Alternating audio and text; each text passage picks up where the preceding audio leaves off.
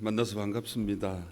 제가 이 새벽에 어디 다른 교회에 가서 말씀을 전해본 것이 오늘이 처음인지라 또 어떻게 해야 할지 또 뭐 외부에 헌신 예배나 이렇게 나가 보면 보통 이렇게 다들 정신이 더 활짝 깨어 있을 때잖아요. 근데 오늘 이른 시간에 여러분을 만난 것 자체가 너무나도 감사하고 또 이렇게 많은 분들이 새벽을 깨워서 아버지 앞에 온다라는 것 자체가 하나님께 큰 은혜이고 또 동문교회가 앞으로 더 큰 일을 감당하는 하나님의 아름다운 교회가 될 것을 확신하게 됩니다. 또 무엇보다도 좋은 목사님 모셔서 또 지금까지 이렇게 안정적으로 목회를 잘 하고 계시고 그리고 참 잘생기셨습니다. 저희 노회에 저만큼 생기신 분이 목사님 오시기 전까지는 제가 좀 괜찮았는데 목사님 오시고 나서 제가 살짝 뒤로 밀려난 느낌이고 또 담임 목회는 뭐 연수가 얼마 되지 않는 것처럼 보여도 하나님께서 우리 목사님에게 주신 좋은 달란트와 은사들이 또 주의 몸된 교회를 섬기는 일에 정말 시적절하게 잘 사용되고 있는 걸 보면서 역시 교회의 주인은 예수님이시구나라는 사실을 목사님 통해서 또 저도 보고 있고 또 목사님이 뭐 저에게 목회를 배운다고 하시는데 그렇지는 않습니다. 저도 아직 많이 부족한 사람이고 저도 목사님을 통해서 배우는 것들이 많이 있어서 그냥 서로 감사한 그런 마음을 가지고 있거든요. 참 많이 부족한데 오늘 이 귀한 시간에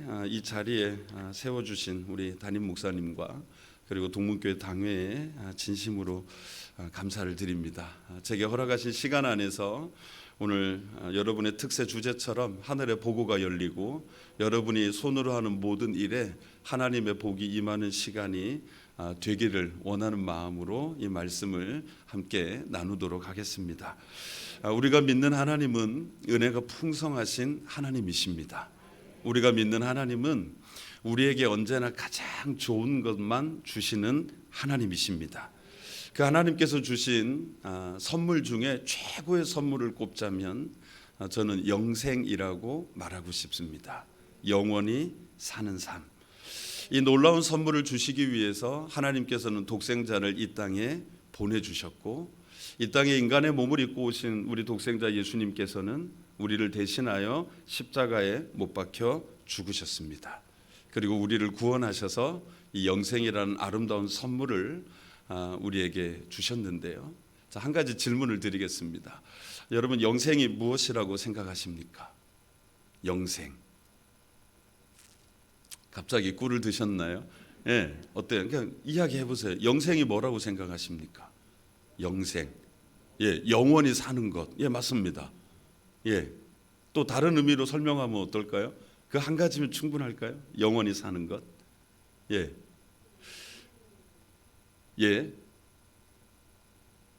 자, 그러면 우리는 보통 영생을 이야기할 때 이렇게 생각을 하잖아요. 이 땅에서 예수님 잘 믿고 그렇죠, 잘 살다가 천국에 가서 영원히 사는 것. 이게 영생입니까? 아닙니까? 영생이에요. 갑자기 이상해지셨어요? 제가 지금 정확한 이야기를 했는데도 맞죠? 이게 영생 맞아요. 그런데 저는 오늘 여러분에게 과연 이것으로 영생을 다 설명했다고 말할 수 있겠는가라는 겁니다. 그러니까 영생의 정의가 무엇인가에 대해서는 우리가 시험을 보면 다 만점을 받을 수 있을 거예요. 그런데 오늘 저는 영생을 몰라서가 아니라 영생의 정의가 무엇인가가 아닌 영생을 얻은 자 또는 영생을 누리는 자, 영생을 받은 자가 어떻게 살아야 할 것인가에 대해서 오늘 말씀을 나누려고 하거든요. 우리는 영생을 받았습니다. 아멘. 영생이 있습니다. 아멘. 그러면 어떻게 살 것인가? 그 질문에 대해서 오늘 저는 설교 제목을 이렇게 정했습니다. 한번 따라할까요? 예수님처럼 살고 예수님처럼 죽고. 새벽부터 또 연초부터 죽자는 이야기가 썩 반갑게 들리지는 않겠지만 오늘 이 비밀을 발견하게 될 때에 우리에게 넘치는 은혜가 있을 줄로 믿습니다. 자, 영생을 가진 자가 어떻게 살아야 할까? 오늘 본문 10절과 12절 그 말씀에 담겨 있는데요. 다시 한번 우리 읽어보겠습니다. 본문 10절부터 12절까지 시작.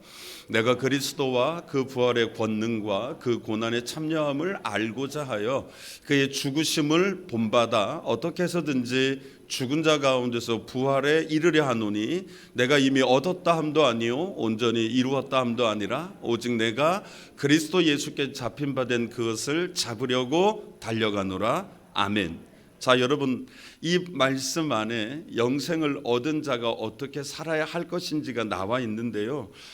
이 말씀은 사도 바울이 자기 인생의 목표를 알려주는 말씀입니다. 신약 성경 곳곳에서 나는 이런 인생의 목표를 가졌다라고 바울이 자기 인생의 목표를 여러 번 이야기하는 것들을 우리가 보는데요. 오늘 본문이 그 중에 하나입니다. 사도 바울의 인생 목표, 한마디로 여러분에게 말씀을 드리면 이런 겁니다. 예수님처럼 살다가 예수님처럼 고난받고 예수님처럼 죽고 예수님처럼 부활하는 것, 그것이 바울의 인생 목표였어요. 그래서 줄여서 한 문장으로 만들면 따라할까? 예수님처럼 살고 예수님처럼 죽고 예수님처럼 부활하는 것. 아멘. 그게 바울의 인생 목표였거든요. 예수 안에 있는 영생을 사도 바울이 발견했습니다. 핍박자였고 포악자였고 회방자였고 하나님에 대한 그릇된 열심을 가지고 예수 믿는 사람들을 죽이는 일에 앞장섰던 그가 예수님을 만남과 동시에 영생을 발견했습니다. 예수님을 믿고 예수님을 따라 사는 삶이 어떠한 삶인지, 영생을 가진 자가 어떻게 살아야 할 것인지를 깨닫고 나니까 사도 바울의 인생은 굉장히 선명해졌습니다. 예수님처럼 살고 예수님처럼 죽고 예수님처럼 부활하는 것, 그것이 그의 목표였어요. 그런데 여러분, 과연 하나님께서 사도 바울만 그런 삶으로 그를 부르셨을까? 저는 그렇지 않다라고 생각합니다. 오늘 이 자리에 뜨거운 하나님의 사랑을 경험하며 예배하는 여러분과 저도 하나님께서 이 길로 부르신 줄로 믿습니다. 저와 여러분도 인생 최고의 길로 하나님께서 불러주셨거든요. 제 말이 아니에요. 마태복음 16장 24절 한번 읽어볼까요? 시작. 이에 예수께서 제자들에게 이르시되 누구든지 나를 따라오려거든 자기를 부인하고 자기 십자가를 지고 나를 따를 것이니라. 아멘. 누구든지 나를 따라오려거든 자기를 부인하고 자기 십자가를 지고 나를 따를 것이니라. 이미 저와 여러분을 예수님께서 이 귀한 인생의 자리로, 최고의 인생의 자리로 불러주셨다라는 거예요. 예수님을 믿고 예수님을 따라가는 삶을 살도록 저와 여러분을 어떻게 해요? 구원해 내셨다라는 거죠. 그래서 우리도 예수님처럼 살고 예수님처럼 죽는 인생 최고의 삶을 살아드려야 돼요. 이 삶이 가장 영광스러운 삶이에요. 이 삶이 영생이에요. 이 삶이 영생을 믿고 영생을 누리는 자가 반드시 살아야 할 삶이라는 것입니다. 예수님처럼 살고 예수님처럼 죽는 삶은요, 특징이 있어요. 오늘 제가 두 가지 특징을 여러분에게 말씀을 드릴 건데요. 한번 따라해 볼까요? 해로 여기고 배설물로 여겨야 합니다. 이게 첫 번째 특징입니다. 예수님을 따르는 삶의 특징을 사도 바울은 오늘 본문에서 여긴다라는 단어로 아주 독특하게 표현합니다. 예수님을 따르는데 여긴다라고 말해요. 그 여긴다라는 말을 두 번에 걸쳐서 사용하는데 이 여긴다라는 말이 어떤 뜻이냐면 계산하다 또는 셈하다라는 뜻이 있습니다. 그러니까 완전히 어원으로 보면 좀 다른 의미로 다가오죠. 여기는 것과 그렇죠? 계산하는 것, 셈하는 것 좀 달라 보이지만 정확한 의미는 뭐예요? 계산하는 거예요. 그리고 셈하는 거예요. 네 번 사용하는데 자, 그 표현을 자세히 살펴보면 두 가지로 압축합니다. 첫 번째는 해로 여깁니다. 해로. 자, 7절 8절 다시 읽어보겠습니다. 7절과 8절입니다. 시작. 그러나 무엇이든지 내게 유익하던 것을 내가 그리스도를 위하여 다 해로 여길 뿐더러 또한 모든 것을 해로 여김은 내 주 그리스도 예수를 아는 지식이 가장 고상하기 때문이라. 내가 그를 위하여 모든 것을 잃어버리고 배설물로 여김은 그리스도를 얻고. 아멘.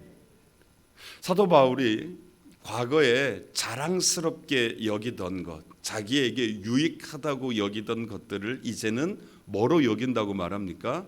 해로 여긴다. 그리고 뒤에 가면 배설물로 여긴다라고 말합니다. 그렇게 자랑스러웠던 것, 자기를 내세울 수 있고 자기를 높일 수 있고 그리고 버리기 싫은 두고 많은 사람들에게 자신을 알릴 수 있는 그 귀한 것을 해로 여긴다는 거예요. 해로. 왜 이것을 해로 여기게 되었을까? 그가 가장 고상한 지식, 그러니까 가장 탁월한 지식인 예수님을 발견했기 때문입니다. 그 예수님 안에 영생이 있는 것을 발견하는 순간 그가 그동안 자랑스럽게 여겨왔던 모든 것을 해로 여기고 배설물로 여길 수 있었던 거예요. 그러면 사도 바울이 과거에 자랑스럽게 여겼던 것, 그게 무엇인지 말씀을 한번 읽어볼까요? 빌립보서 3장 5절과 6절입니다. 읽어볼게요. 시작. 나는 8일 만에 할례를 받고 이스라엘 족속이요 베냐민 지파요 히브리인 중에 히브리인이요 율법으로는 바리새인이요 열심으로는 교회를 박해하고 율법의 의로는 흠이 없는 자라. 여러분, 이 표현 자체만으로도 바울이 어떤 사람인지 완벽하게 드러나지 않습니까? 할례를 받았습니다. 이건 하나님의 선택받은 백성이라는 언약의 증표 아닙니까?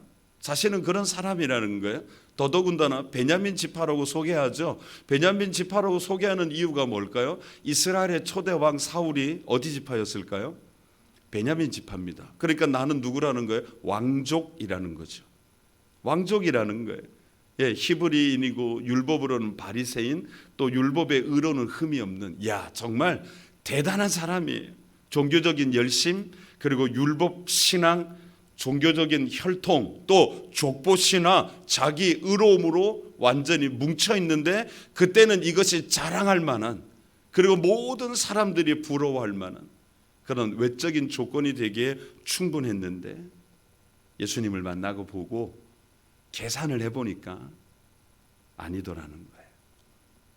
예수님 만나기 전까지는 엄청난 일이었는데 만나고 나니까 내가 엄청나게 여겼던 그 모든 것들이 아니라는 거예요. 그래서 해로 여기고 그리고 배설물로 여기는 거예요. 자, 그럼 여러분, 우리는 어떨까요?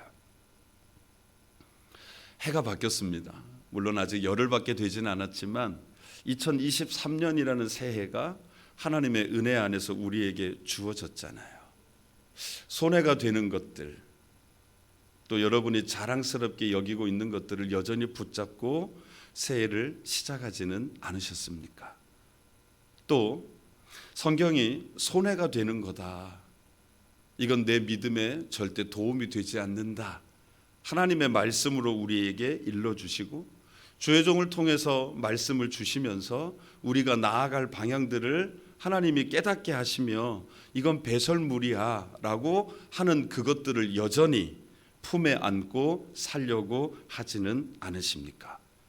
종교적인 열심, 믿음과 상관없이, 신앙과 상관없이 그저 자연스럽게 주일이 되면 교회에 오고 자연스럽게 교회 봉사의 자리에 있는 그 종교적인 열심, 또 그것으로 인해서 나는 남들보다 더 많은 일을 하고 있어, 나는 남들보다 더 귀한 일을 하고 있어, 내가 이 정도 헌신하면 잘하고 있는 거야 라는 그런 자기 의로움으로 올해도 여전히 교회 생활, 신앙 생활을 하려고 하지 않으십니까?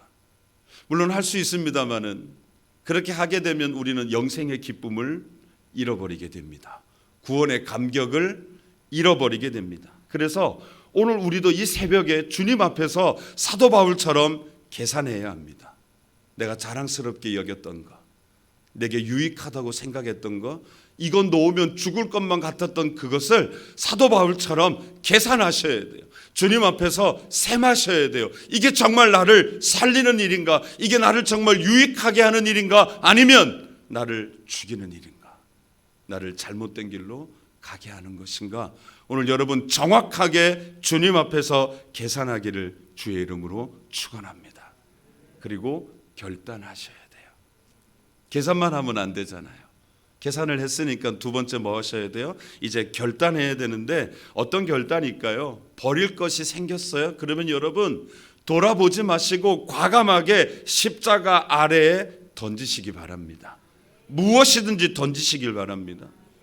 그리고 예수님을 아는 지식이 나 같은 죄인이 하나님의 은혜로 구원받아서 가장 탁월한 지식이라고 할 수 있는 예수님을 알게 된 그것만으로도 여러분의 심령 속에 기쁨이 넘치고 그 안에서 여러분이 하나님께 발견되는 이 은혜를 우리가 누릴 수 있다면 여러분 무엇을 버리든 그만한 가치가 있을 겁니다. 분명한 건 그렇게 살아가는 삶이 영생을 얻은 자의 삶이고 예수님을 닮아가는 자의 삶이라는 것입니다. 바울의 고백을 이어서 들어볼게요. 빌립보서 1장 20절에서 21절 말씀입니다. 시작.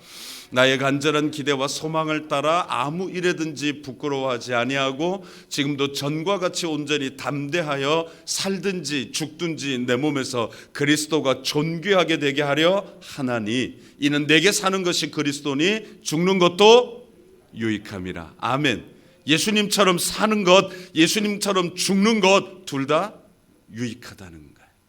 여러분 예배 전에 불렀던 찬양을 기억하십니까? 그 찬양을 듣는 순간 너무 감사했어요.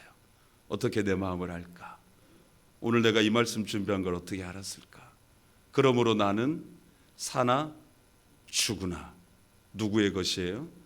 그렇죠. 그러니까 예수님처럼 살고 예수님처럼 죽고 그냥 입술의 고백이 아닌 올해 여러분의 삶의 진실한 고백이 되기를 주의 이름으로 축원합니다.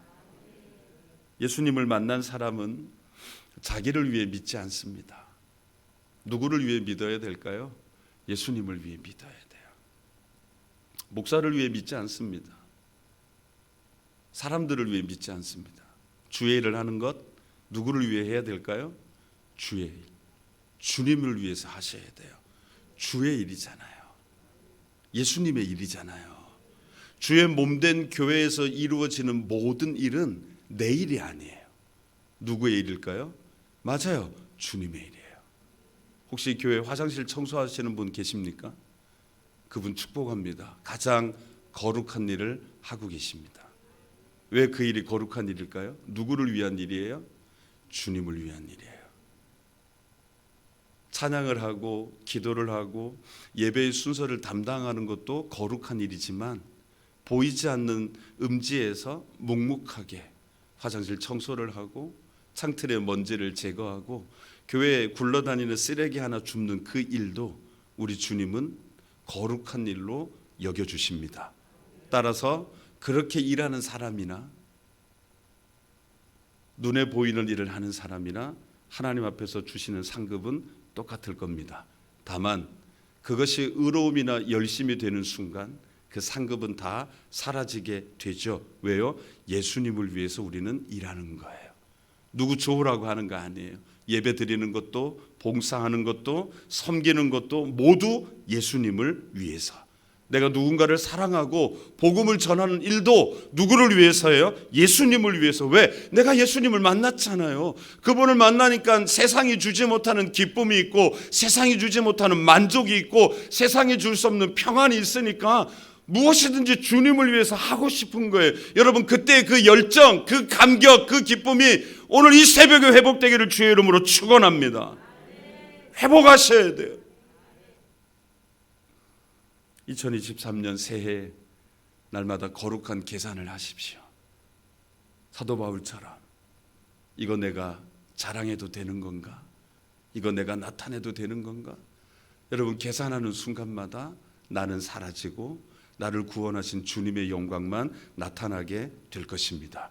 자랑스럽게 여기던 것 해로 여기시고 과감하게 버리셔서 예수님처럼 살고 예수님처럼 죽는 영생의 삶을 살아드림으로 여러분의 삶 가운데 하늘의 보고가 열리고 여러분의 올해 하는 모든 일에 하나님의 복이 임하기를 주의 이름으로 축원합니다. 예수님을 따르는 사람의 두 번째 특징 한번 따라할까요? 잡은 줄로 여기지 않는다. 예, 여긴다라는 말이 4번 나오는데 해로 여기지, 여긴다라고 할 때 해로 여긴다에 3번이 나왔고, 그리고 오늘 한 번 더 나오는 게 뭐예요? 잡은 줄로 여기지 않는다라고 말합니다. 13절 14절이에요. 읽어볼까요? 시작. 형제들아, 나는 아직 내가 잡은 줄로 여기지 아니하고 오직 한 일, 즉 뒤에 있는 것은 잊어버리고 앞에 있는 것을 잡으려고 표대를 향하여 그리스도 예수 안에서 하나님이 위에서 부르신 부름의 상을 위하여 달려가노라. 아멘. 바울은 이미 얻었다고 말하지 않습니다. 잡은 줄로 여기지 않습니다. 아직 이루었다고 생각하지도 않습니다. 이 말씀을 옥중서신이라고 말해서 빌립보서, 에베소서, 골로새서, 빌레몬서 4권의 책이 옥중서신이잖아요. 그럼 빌립보서는 지금 어디에서 기록한 거예요? 예, 옥중에서, 감옥에서 기록한 거예요. 자, 기록하는 그 바울의 입장을 한번 생각을 해보시면서 사도 바울처럼 생각을 해봐요. 바울이 주님을 만나고 지금까지 달려온 길을 돌이켜 보니까 엄청난 일들을 했어요. 아시아와 유럽을 뛰어다니며 복음을 전했고요. 그의 발걸음이 닿는 곳마다 수많은 영혼들이 살아났어요. 아름다운 교회가 세워졌고요. 하나님의 나라가 확장됐거든요. 매맞고 터지고 깨지고 죽을 고비 여러 번 넘겨가며 오늘 이 자리에 앉아서 하나님의 말씀을 기록하고 있어요. 자, 여러분 어떻습니까? 참 자랑스럽지 않습니까? 얼마나 감사하고 또 감사합니까? 바울이 이런 생각했을까 싶기도 해요. 이만하면 잘한 거 아닌가? 나 이 정도면 잘 믿은 거 아닌가? 이 정도면 나 할 만큼 하지 않았나? 이 정도면 예수님처럼 살기 위해 목숨 걸고 달려왔으니 최선을 다한 것 아닌가? 아마도 그런 생각을 한두 번쯤은 해봤을 것 같기도 해요. 그런데 계산을 해보니까 아니더라는 거예요. 우리도 사도 바울의 업적을 치하합니다. 그의 공로를 우리는 익히 알고 있습니다.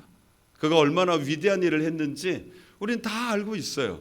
그래서 우리도 사도 바울 정말 대단해. 그런데 나는 그 대단함에 이르지 못하는 것 때문에 더 이상 생각하지 않으려고 하지만 이미 우리도 사도 바울이 어떤 역량을 가지고 있는 인물인지 알고 있거든요. 바울도 알고 있어요. 그런데 계산해 보니까 아직 멀었다는 거예요. 우리가 볼 때는 충분한데 더 이상 달려가지 않아도 되고 더 이상 무엇인가 수고하지 않아도 되고 이제는 뒤에 한 발자국 물러서서 자신들로 인해서 키워진 제자들이 그 일을 감당하도록 격려하고 위로하고 그들을 세워가는 일에 앞장서도 될 것 같은데 아니더라는 거예요. 지금까지 한 일에 만족하지 않는 거예요. 그리고 하는 말이 무엇입니까? 영생을 취할 때까지, 다시 말하면 부름의 상을 얻을 때까지 무슨 일이 있어도 멈추지 않겠다는 거예요. 나는 달려가겠다는 거예요. 마지막까지 우리 주님처럼 살다가 우리 주님처럼 죽고 우리 주님처럼 부활의 영광에 이르겠다라고 나는 끝까지 믿음과 사명의 길을 달려가겠다라고 선언하고 있는 겁니다.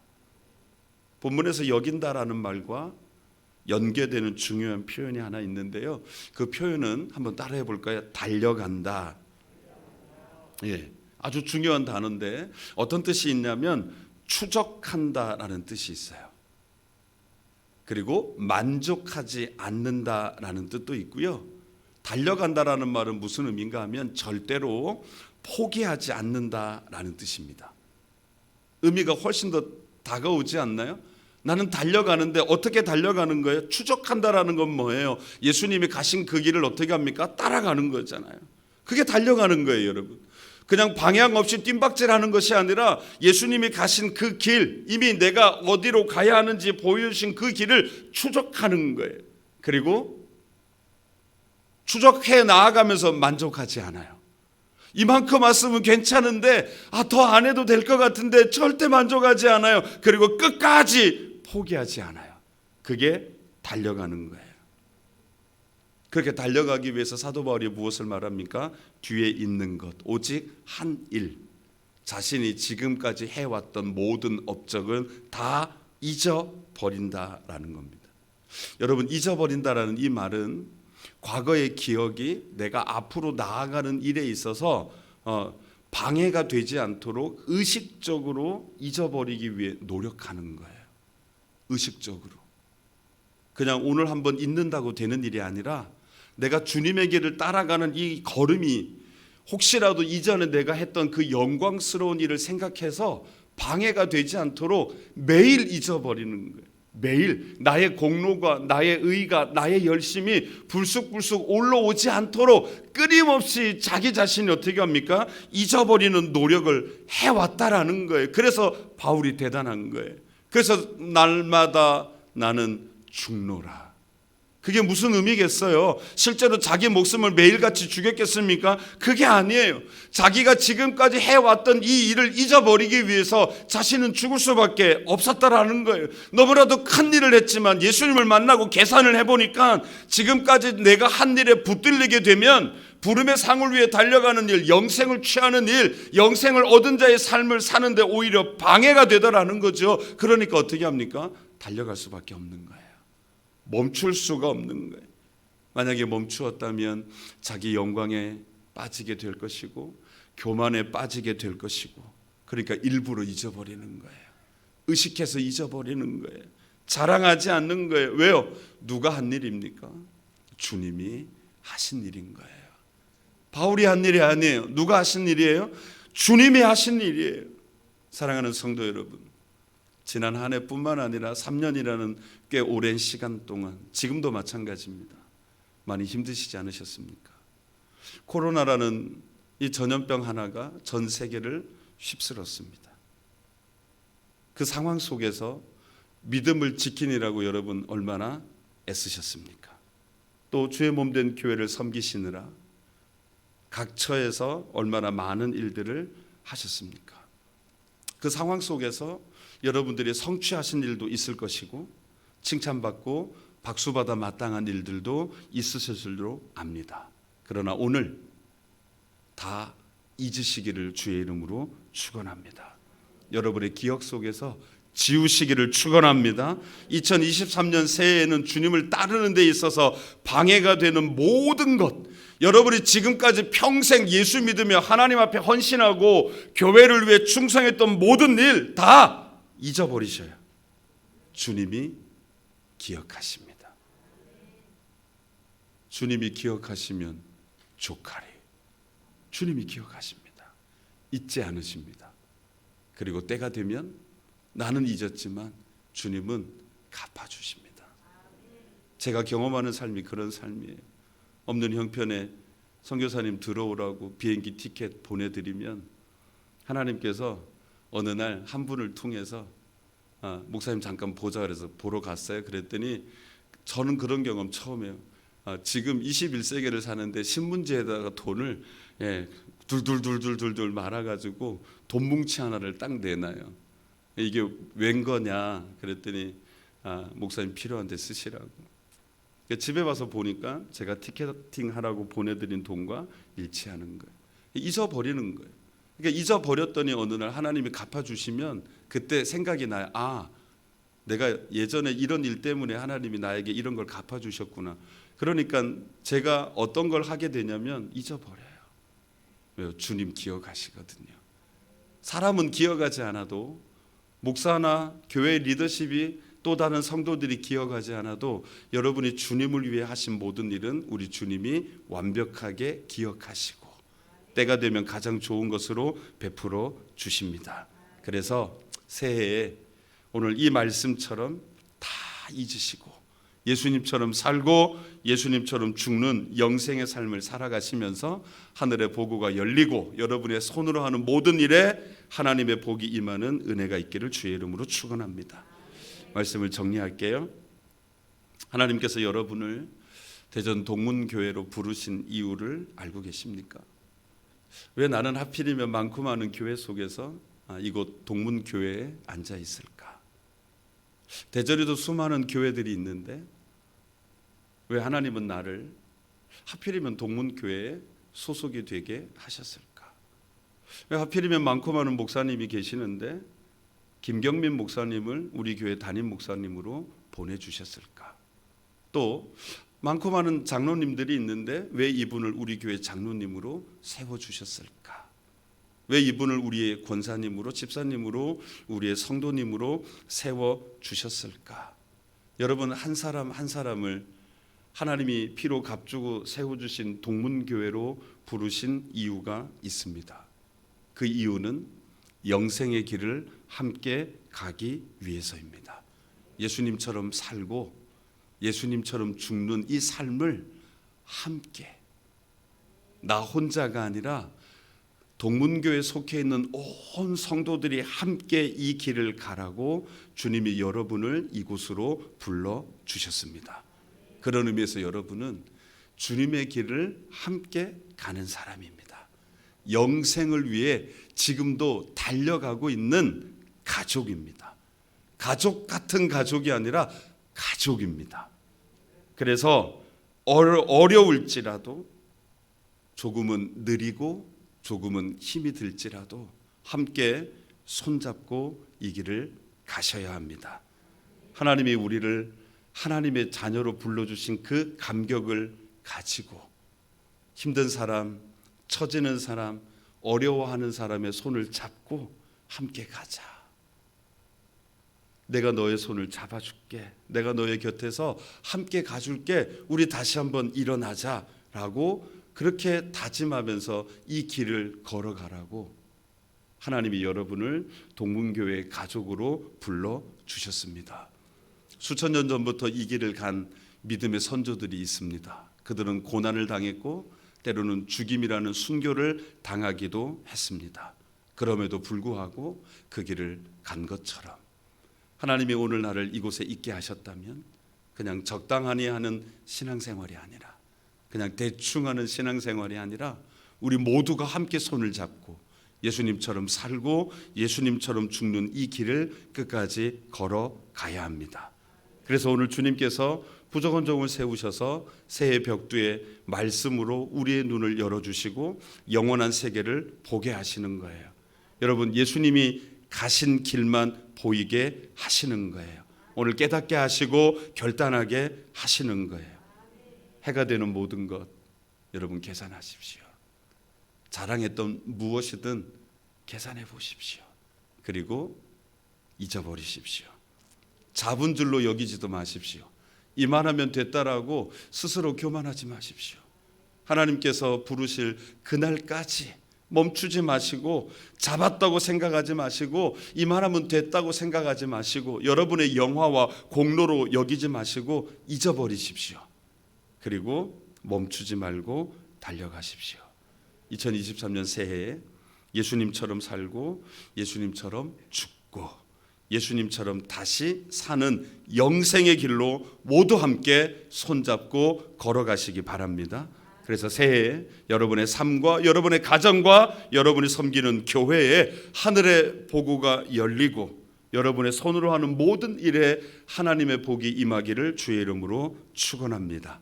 그리고 영원한 천국에서 찬란한 상급과 함께 진정한 영생의 복을 누리는 저와 여러분이 다 되시기를 주님의 이름으로 축원합니다.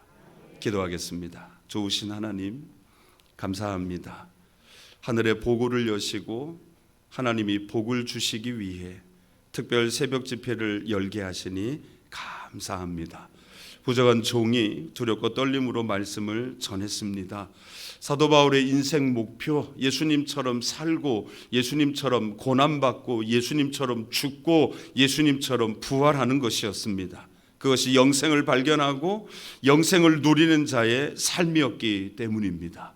오늘 주님께서 우리를 이 길로 동일하게 부르셨음을 믿사오니 사랑하는 동문교회 모든 성도들이 함께 손을 잡고 이 길을 걸어가게 하옵소서. 영생에 이르게 해주시고 부름의 상을 얻게 하여 주시옵소서. 그러기 위해 오늘도 내일도 주님 오시는 그날까지 날마다 주님 앞에서 거룩한 계산을 하며 이전에 유익하던 것들, 자랑스러운 것들을 오히려 해로 여기고 과감하게 십자가에 던지는 자들 되게 하여 주시옵소서. 그리스도를 아는 지식이 가장 탁월함을 알게 하여 주시고 그리스도를 얻고 그리스도 안에서 발견되게 하시며 영생을 얻은 사람답게 주님을 따라가는 우리의 삶이 되게 하여 주옵소서. 뒤에 있는 것은 잊어버리고 표대를 향하여 부름의 상을 향하여 달려가게 하시되 잡은 줄로 여기지 않게 하여 주시옵소서. 내가 지금까지 해왔던 모든 일, 칭찬받을 일, 영광을 얻을 수 있는 일, 박수받을 만한 모든 일들 다 잊어버리게 하여 주시옵소서. 과거의 은혜와 복에 안주하지 않게 하시고 부활의 영광에 참여할 때까지 계속해서 달려가는 우리 동문교회 온 성도들 되게 하여 주시옵소서. 사랑하는 목사님을 이곳에 보내주셔서 하나님의 마음으로 귀한 양들을 먹이게 하시니 감사합니다. 날마다 성령으로 충만하게 하시고 날마다 기름 부음을 허락하여 주셔서 주님의 힘으로 목양을 감당하게 하옵소서. 성도들의 영혼을 붙잡고 새벽마다 부르짖어 기도하는 그 모든 간구에 하나님 응답하여 주시고 사랑하는 온 성도들이 주의 종을 귀히 여기고 사랑하며 존경하며 섬길 수 있도록 영적인 능력을 더하여 주시옵소서. 물권을 주시고 인권을 주시고 영력과 체력과 지력을 하나님 풍성하게 허락하여 주셔서 사랑하는 우리 목사님 목회할 때 어렵지 않게 하시고 그 심령 속에 주님의 일을 하는 기쁨만 충만하게 하시고 하나님 이곳 교회 동문교회 담임 목사인 것이 주님 앞에서 두고두고 자랑스러운 일이 될 수 있도록 하나님 은혜를 주시며 온 성도들이 눈물을 흘려 주의 종을 위해 기도하고 주의 종을 섬기고 사랑함으로 이전까지 경험하지 못했던 놀라우신 하나님의 은혜가 새롭게 임하는 2023년 되게 하여 주시고 온 성도들이 예수님의 마음을 품고 함께 달려가게 하시되 아버지 하나님의 뜻이 이루어지게 하여 주시옵소서. 예수님처럼 살고 예수님처럼 죽고 예수님처럼 다시 사는 영생의 길로 동문교회 온 성도들이 오늘부터 손잡고 함께 걸어가게 하옵소서. 예수님의 이름으로 기도드리옵나이다. 아멘.